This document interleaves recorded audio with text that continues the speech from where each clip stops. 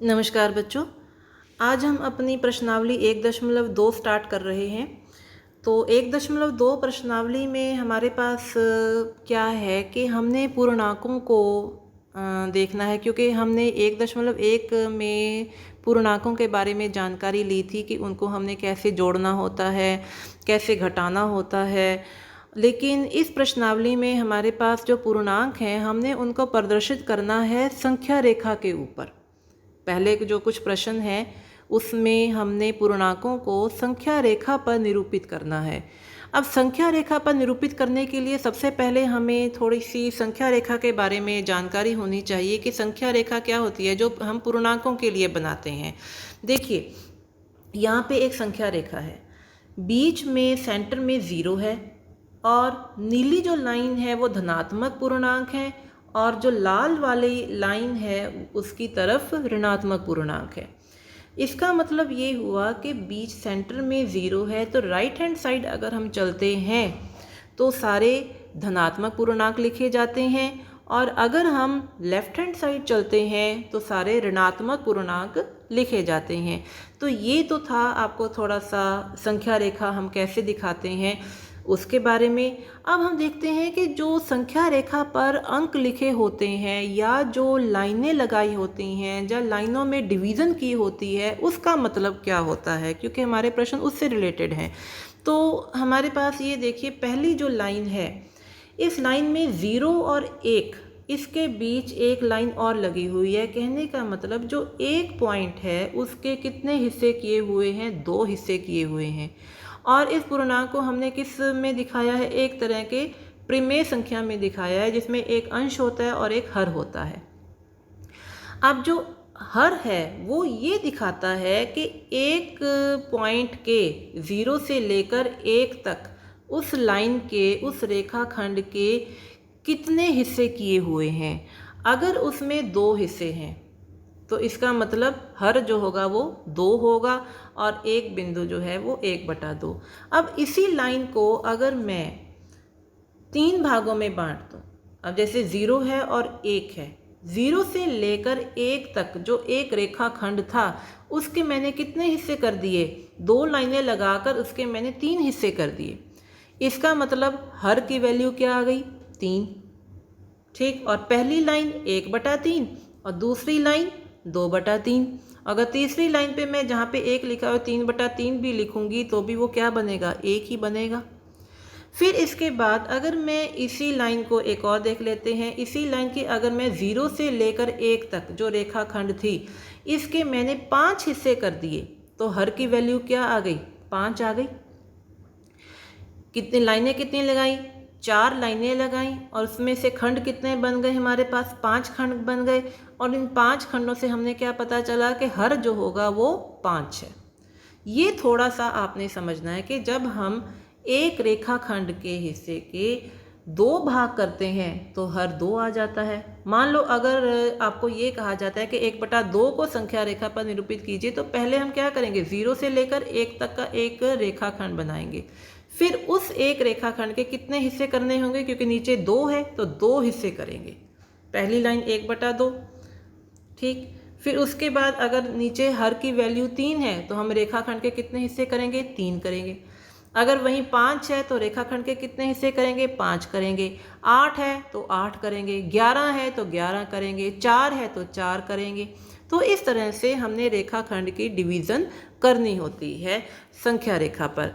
अब अगला प्रश्न हमारे पास इससे रिलेटेड है कि जो पहला प्रश्न है, निम्नलिखित संख्याओं को संख्या रेखा पर निरूपित कीजिए।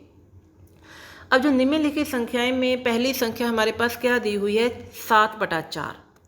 अब नीचे 4 है, जो हर है हमारे पास वो क्या है, 4 है, और ऊपर 7 है।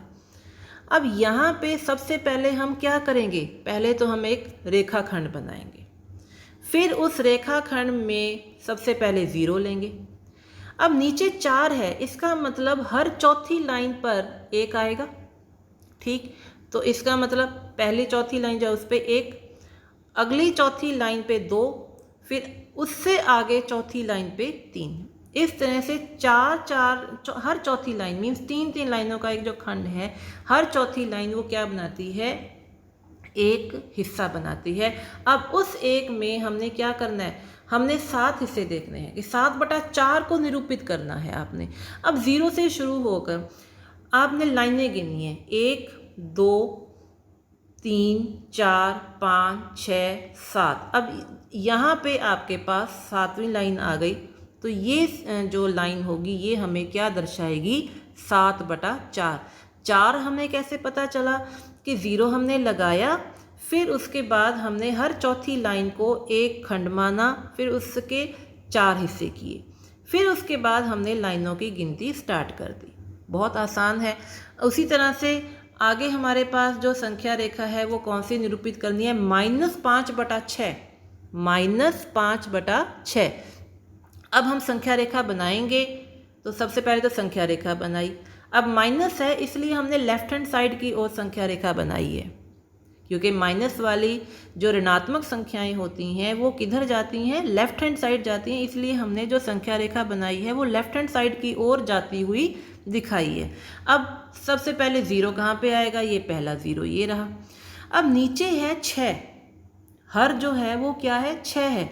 इसका मतलब हर छठी लाइन पर 1 आएगा, हर छठी लाइन पर।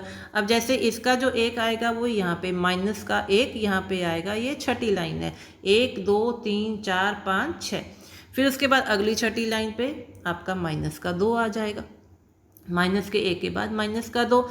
अब इस 1 और 0 के बीच, -1 और 0 के बीच हमने कितनी लाइनें लगाई हैं, 5 लाइनें लगाई हैं, और खंड कितने बन गए हमारे पास, 6 खंड बन गए।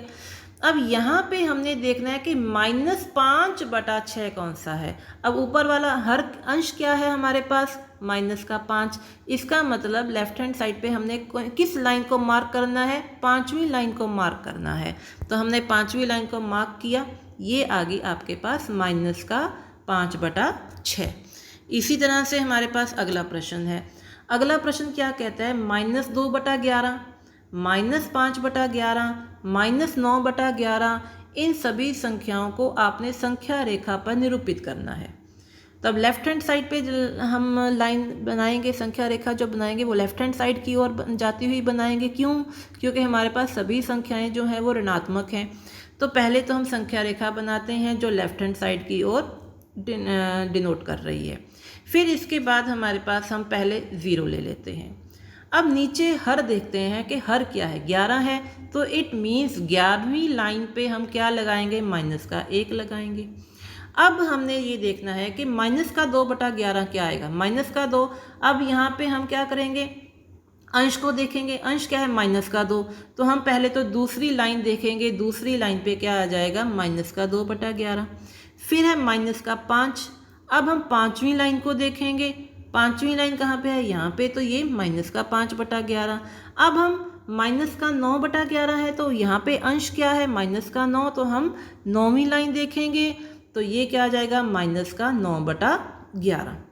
तो यहाँ से हम ये देखते हैं कि जो संख्या रेखा पर परिमेय संख्याएं हैं उनको हमने कैसे प्रदर्शित करना है। अब इसके बाद हमारे पास अगला जो प्रश्न है वो क्या है कि ऐसी 5 परिमेय संख्याएं लिखिए जो 2 से छोटी हों। अब जो छोटी संख्या होती है वो संख्या रेखा पर लेफ्ट हैंड साइड चलती हैं, कि जैसे जैसे हम संख्या रेखा पर राइट हैंड साइड से लेफ्ट हैंड साइड चलते हैं तो संख्याएं क्या होनी शुरू हो जाती हैं, वो छोटी होनी शुरू हो जाती हैं। अब हमने 2 से छोटी बतानी है। अब 2 से छोटी कितनी बतानी है, 5 परिमेय संख्याएं बतानी है। अब 1 भी 2 से छोटा है, 1/2 भी 2 से छोटा है, 0 भी 2 से छोटा है, माइनस का 1/2 भी 2 से छोटा है, और माइनस का 1 भी 2 से छोटा है। तो ये तो हो गई हमारी 5 परिमेय संख्याएं जो 2 से छोटी हैं। आप इन पांचों की बजाय आप कोई और भी 5 लिख सकते हैं, लेकिन होनी क्या चाहिए, संख्या रेखा पर वो सारी संख्याएं जो होनी चाहिए वो 2 के लेफ्ट हैंड साइड होनी चाहिए, क्योंकि जैसे जैसे हम राइट हैंड साइड चलेंगे तो हमारे पास जो संख्या आएगी वो 2 से बड़ी होती चली जाएगी। जैसे 2 के राइट हैंड साइड 3 आएगा, 3 बड़ा है, तो हमने 3 की ओर नहीं जाना, हमने पीछे की ओर जाना है, लेफ्ट हैंड साइड की ओर जाना है। ठीक। अब इसके बाद हमारे पास अगला प्रश्न क्या आता है कि -2/5 और 1/2 के मध्य 10 परिमेय संख्याएं ज्ञात करें। देखिए ये प्रश्न थोड़ा सा आपको इनिशियली समझना पड़ेगा, शुरुआत में समझना पड़ेगा, वैसे है बहुत आसान। कि आपने क्या करना है, -2/5, एक संख्या आपको क्या दे दी, -2/5, और दूसरी संख्या आपको क्या दे दी, 1/2। इन दोनों के बीच में आपने क्या करना है, 10 परिमेय संख्याएं ज्ञात करनी हैं। अब परिमेय संख्याएं ज्ञात करने के लिए हमारे पास जो सहूलियत होती है, हमारे पास जो आसान तरीका है वो क्या है कि नीचे वाली संख्याओं को आपने बराबर करना है। जो आपको दो संख्याएं मिली हुई हैं उन दोनों के हर बराबर कर दो। अब हर बराबर करने का तरीका एक ही है हमारे पास, लघुत्तम पता करना। तो 5 और 2 किसी पहाड़े में तो आते नहीं हैं, तो इनका लघुत्तम सीधा सीधा इनकी गुणा हो जाएगी, 5 दूनी 10। तो अब हमने 5 को भी 10 बनाना है, 2 को भी 10 बनाना है। 5 को 10 कैसे बनाएंगे, अगर हम 5 को 2 से गुणा कर देंगे तो ये 10 बन जाएगा। नीचे किया है तो हम बैलेंस रखने के लिए हम इसको ऊपर भी गुणा करेंगे। फिर उसके बाद 1/2 की बारी आ गई। 1/2 को अगर हमने 10 बनाना है तो किससे गुना करेंगे, 5 से गुना करेंगे। बैलेंस बनाने के लिए नीचे किया है तो हम ऊपर भी करेंगे। अब ऊपर क्या आएगा हमारे पास, -4/10। क्या आएगा, -4/10। और इधर अगर हम इसकी बात करें तो हमारे पास ये आ जाएगा 5/10। पहले तो आ जाएगा हमारे पास -4/10, फिर उसके बाद हमारे पास आएगा -5/10। देखिए यहाँ पे है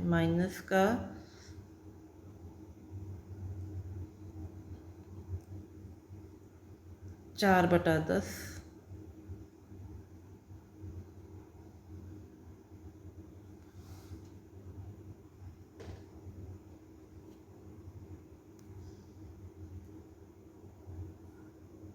और फिर आएगा हमारे पास, इधर है 5/10। अब ये देखिए, माइनस के 4/10 और 5/10, इनमें क्या 10 परिमेय संख्याएं बनेगी। आप संख्या रेखा तो को देखिए, याद कीजिए संख्या रेखा को। माइनस के 4 से 5 तक हमने जाना है, तो माइनस के 4 और 5 के बीच क्या आ रहा है, -3, -2, -3/10, -2/10, -1/10, फिर 0, फिर 1/10, 2/10, 3/10, 4/10। अगर हम इन सभी संख्याओं को गिने तो ये बनती है हमारे पास 8। अब हमें क्या कितनी चाहिए, 10 चाहिए, 8 तो नहीं चाहिए ना, 10 चाहिए। तो लेकिन वो जो 10 संख्याएं हैं वो इन दोनों के बीच में तो बन नहीं रही। अब हमारे पास अगला काम क्या होता है, जब इस तरह से संख्याएं हमारे पास पूरी ना बन रही हों तब हम क्या करते हैं, हम अंश और हर दोनों को वापस 2 से गुणा कर देंगे, अंश को भी और हर को भी, और दोनों रकमों को गुणा करेंगे, इन दोनों को, अंश को भी और हर को भी। अब हमारे पास इनको गुणा करने पर क्या आएगा, -4 × 2 क्या आ जाएगा, -8/20, -8/20। और इधर हमारे पास 5 दूनी 10, 10/20। अब आप देखो कि -8/20 और 10/20 के बीच कितनी संख्याएं आ रही हैं। देखो, एक तो आ गई -7/20, एक क्या आ गई, -7/20। फिर उसके बाद हमारे पास आ गई -6/20, -6/20। फिर है -5/20, फिर -4/20, फिर -3/20, फिर -2/20, -1/20। कितनी हो गई, 1 2 3 4 5 6 7। अब 1/20 धनात्मक की ओर चल पड़े, 2/20, 3/20। तो ये सारी संख्याएं क्या आ जाएंगी हमारे पास, परिमेय संख्याएं किन किन के बीच, -2/5 और 1/2 के बीच में हमने जो 10 संख्याएं ज्ञात करनी थी वो इस तरीके से हम ज्ञात करेंगे। पहले दोनों संख्याओं को लिखेंगे, फिर उसके बाद उनके नीचे वाली रकम हर, उसको हमने बराबर करना है। उसको बराबर करने का तरीका हमारे पास एक ही होता है, लघुत्तम पता करना। हमने उनका लघुत्तम पता किया।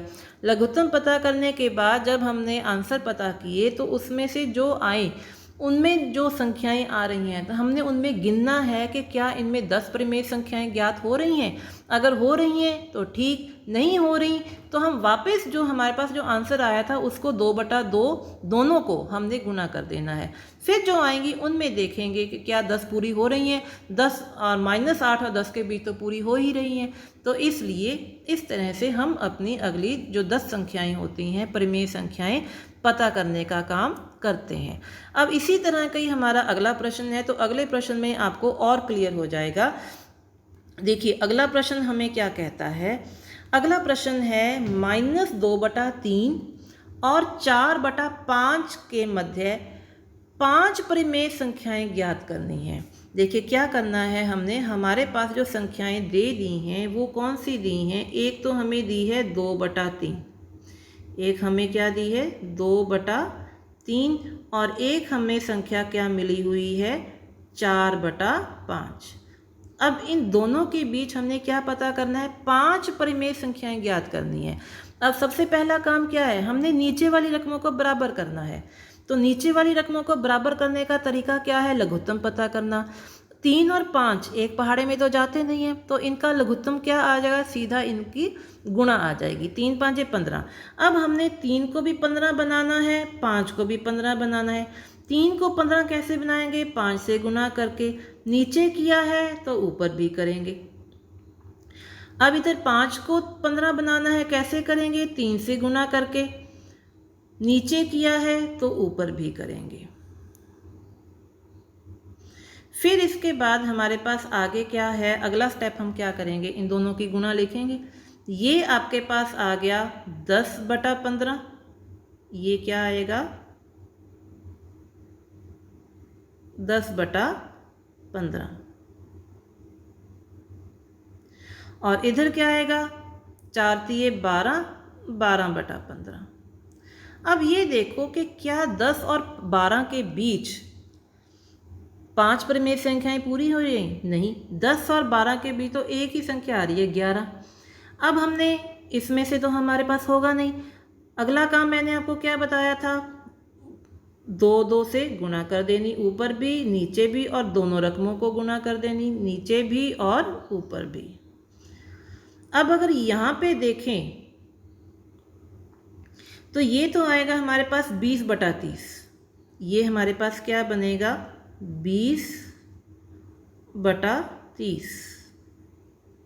और ये हमारे पास क्या बनेगा 24/30, 24/30। अब ये देखिए ये तो संख्याएं आ गई। अब 20 और 24, क्या इनके बीच 5 बन जाएंगी, 5 परिमेय संख्याएं बन जाएंगी, चेक करिए। नहीं बनेगी। तो वापस हमारा, जब हमारे पास ये नहीं बन रही हैं तो वापस हम क्या काम करेंगे, वही जो ऊपर किया था, इन दोनों रकमों को हम 2/2 से वापस गुणा कर देंगे, ऊपर भी और नीचे भी।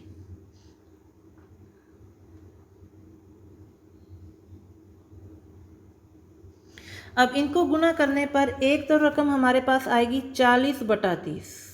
क्या आ जाएगी 30 दूनी 60, 40/60, और दूसरी आ जाएगी हमारे पास 48/60। अब यहाँ पे ये देखिए, अब इन दोनों संख्याओं के अंदर बीच में हमारे पास कितनी संख्याएं बन सकती हैं। देखिए इनके बीच 40 से लेकर 48 के बीच कितनी संख्याएं बन जाएंगी, 41/60, 42/60, 43/60, 44/60, 45/60, 46/60, 47/60, इनमें से कोई भी 5 परिमेय संख्याएं आप लिख सकते हैं। 40 से लेकर 40/60 से लेकर 48/60 के बीच जो 41 से लेकर 47 तक गिनती आती है, 41/60, 42/60, 43/60, 44/60, 45/60, 46/60, 47/60, इनमें से कोई भी 5 परिमेय संख्याएं आप आंसर के तौर पर लिख सकते हैं। चलिए हम अपने अब अगले प्रश्न पर चलते हैं। अगला प्रश्न हमें क्या कहता है कि -2 से बड़ी 5 परिमेय संख्याएं लिखिए। अब -2 से बड़ी 5 परिमेय संख्याएं कौन सी हैं? देखिए, -2 से बड़ी 5 परिमेय संख्याएं कौन कौन सी हैं हमारे पास? कोई भी लिख सकते हैं। -2 से बड़ा क्या है? माइनस का 1 बड़ा है। माइनस के 1 से बड़ा क्या है? 0 बड़ा है। 0 से बड़ा क्या है? 1 बड़ा है। 1 से बड़ा क्या है? 2 बड़ा है। 2 से बड़ा आपके पास क्या आता है? 3 उससे बड़ा है। तो इसका मतलब ये हुआ कि -2 से बड़ी अगर आपको 5 परिमेय संख्याएं लिखने के लिए बोला जाए तो -2 से राइट हैंड साइड पर लिखी हुई कितनी भी संख्याओं में से कोई 5 संख्याएं आप लिख सकते हैं। तो ये हमारा इस प्रश्न का उत्तर था। अब हम चलते हैं अपने अगले प्रश्न पर। देखिए, अगला प्रश्न हमें क्या कहता है? अगला प्रश्न है 3/5 और 3/4 के बीच में 10 परिमेय संख्याएं ज्ञात कीजिए। 3/5 और 3/4। अब यही देखिए कि 3/5, पहले तो हम ये 3/5 का करेंगे। तरीका हमारे पास वही है। पहली संख्या क्या है? 3/5। दूसरी संख्या क्या है? 3/4। अब इन दोनों के बीच आपने क्या करना है? 10 परिमेय संख्याएं ज्ञात करनी हैं। तो सबसे पहले तो हम नीचे वाली रकमों को बराबर करेंगे। नीचे वाली रकमों को बराबर करने का तरीका क्या है? 5 और 4 का लघुत्तम। 5 और 4 एक पहाड़े में आते नहीं हैं, तो सीधी इनका जो गुणा होगी वो इनका लघुत्तम आ जाएगा। 5 चौका 20। अब 5 को भी 20 बनाना है, 4 को भी 20 बनाना है। 5 को 20 कैसे बनाएंगे? 4 से गुणा करके। नीचे किया है तो हम ऊपर भी करेंगे। 4 को 20 कैसे बनाएंगे? 5 से गुणा करके। नीचे किया है तो ऊपर भी करेंगे। अब ये तो आ गया 3 चौके 12/20 और ये आ गया 3 पांजे 15/20। अब ये देखिए 12 और 15 में कितने अंक आ सकते हैं? एक तो है 13/20, एक है 14/20। दो ही संख्याएं आई हमारे पास परिमेय संख्याएं, लेकिन हमने पता कितनी करनी है? हमने पता करनी है 10। तो इसका मतलब ये हुआ कि अब हमने इसको क्या करना है? इसको गुणा करनी शुरू कर देनी है। लेकिन थोड़ा सा ये सोचें कि 20 को अगर हम 2/2 से भी गुणा करें, फिर 15/20 को भी अगर 2/2 से गुणा करें, फिर भी हमारे पास 12 दूना 24, 15 दूना 30, तो बीच में हमारे पास 10 फिर भी नहीं बन रही हैं। तो हम क्या करते हैं? हम सीधा 4/4 से गुणा कर देते हैं। देखिए हम क्या कर रहे हैं? हम सीधा 4/4 से गुणा कर देते हैं, नीचे भी और ऊपर भी। 4/4 से दोनों रकमों को हम क्या करते हैं? नीचे भी और ऊपर भी हम 4/4 से गुणा कर देते हैं। अब यहाँ पे 12 को 4 से गुणा करेंगे तो हमारे पास क्या आ जाएगा? 48/80। 12 चौक 48 होता है, तो यहाँ पे हमारे पास क्या आ जाएगा? 48/80। और दूसरी तरफ 15 चौकी 60, तो यहाँ पे दूसरी रकम में से हमारे पास क्या आ जाएगा? 60/80। अब 48 और 60 के बीच तो हमारे पास 10 पूरी संख्याएं हो जाएंगी। 48 के बाद 49/80, 50/80, 51/80, 52/80, 53/80, 54/80, 55/80, 56/80, 57/80, 58/80, 59/80। तो ये हमारे पास संख्याएं कितनी बन गई? 11 संख्याएं बन गई हैं। और इन 11 में से आप कोई भी 10 संख्याएं लिख सकते हैं। ये आप अपनी मर्ज़ी से लिख सकते हैं। तो यहाँ तक तो हमारा 1.2 प्रश्नावली थी, ये हमारी पूरी हो चुकी है। ये काम आप अपनी कापियों के ऊपर करना है। थैंक